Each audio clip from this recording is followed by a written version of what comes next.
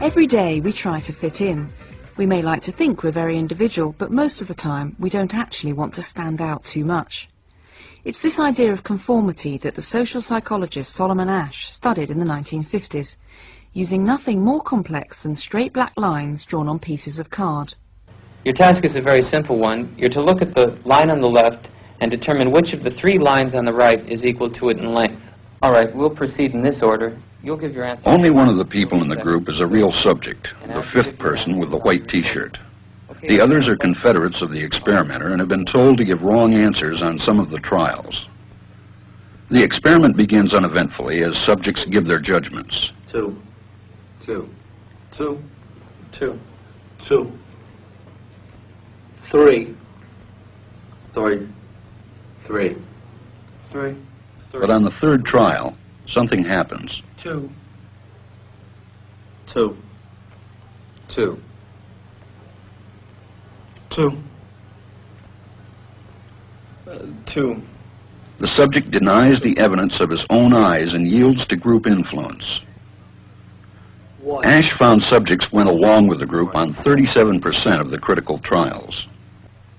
Sometimes we go along with the group because what they say convinces us they are right. This is called informational conformity. But sometimes we conform because we are apprehensive that the group will disapprove if we are deviant. This is called normative conformity. The strength of the normative factor is shown in another variation carried out by ASCH. In this variation, the subject is told that because he had arrived late, he would have to write his answers.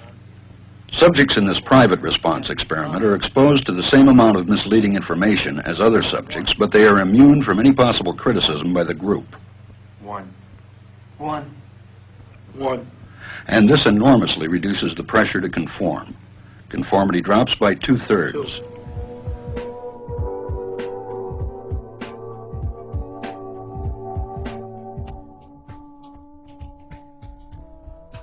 In the previous experiment, the naive subject stood alone against the group.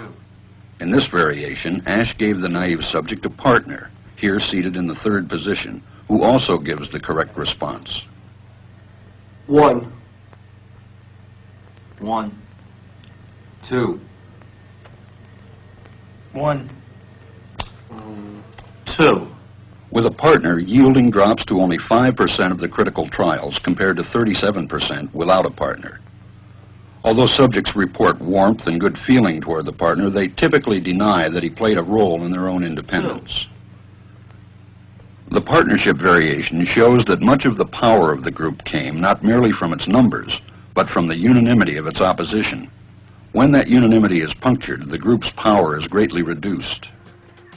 For the rest of your life, you'll know that you were a coward who said 10 inches was smaller than 4.